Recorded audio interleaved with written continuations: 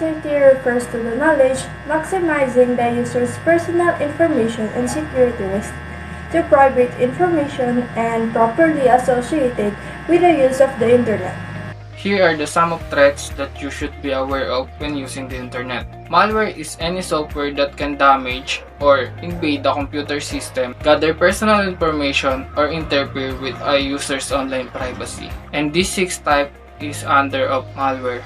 Those are virus, worm, trojan, spyware, adware, and ransomware. Spamming is any unwanted digital message frequently delivered via email but can also delivered by text message, phone calls, or other social media and can be used to send malware. 3. Phishing. It is sending email or developing web page with a purpose of collecting password, credit cards, and other information. Why we need to protect our online reputation? Anyone can view our posts in any social media platform, and the information we post can shape their own opinion from us. It's fun to have a different persona on the internet, but keep it in mind that nothing is temporary online. Once you post something, there's no going back. So always think before you post or share information on the internet. In 2019, the number of cyberbullying incidents in the Philippines was highest from those in Region 4A, amounting to approximately 92.4 thousand victims. Copyright infringement typically involves someone using another person's original creative work or a copyrighted work without permission. If it's not your original work, don't use it. You have to consider that not everything out there is free out for you to use. Steps to avoid copyright infringement. First is do not copy anything. Second is avoid non-virgin development. Third is avoid access to prior design work. Fourth is document right to use. Fifth is document your own work. Why is it called web surfing?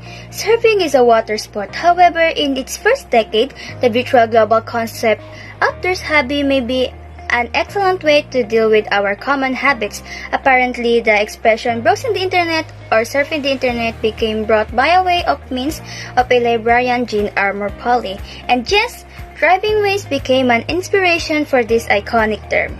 Did you search on internet and end up in different information? Not just you. I'm a student and probably using internet for my study and end in different information that I don't need. For example, I search for a painting's polarity and end up in the Eraserhead song, which is the same name of the painting's polarity. Is it mistake or not? Probably not, because internet know all everything we need, as in everything, so it happened. Here's some tip to protect yourself when using internet. Be mindful on what you share online and what site you share to it. Check out the privacy policy of the website page to learn on how they manage the information you share. Do not share your password to anyone. Install and update an antivirus software on your computer. Use only one antivirus software to avoid conflicts. And lastly, do not reply or click links from suspicious emails. Important to follow Ettiq. Ettiq is essentially how you behave digitally and how you conduct yourself across social and digital channels. With increased usage of the internet, Ettiq is important owing to challenges around privacy, safety, and etc.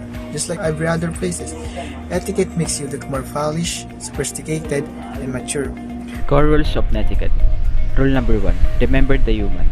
Rule number 2. Adhere to the same standards of behavior online that you follow in real life. Rule number 3. Know where you are in cyberspace. Rule number 4. Respect others people's time and bandwidth. Rule number 5. Make yourself look good online. So before we end this video, let me remind you of these 3 things. First, be careful on sharing your personal information. Second, be responsible on what you're sharing online. And lastly, always follow the rules and guidelines. As Pia Wurzbach says, always think before you click.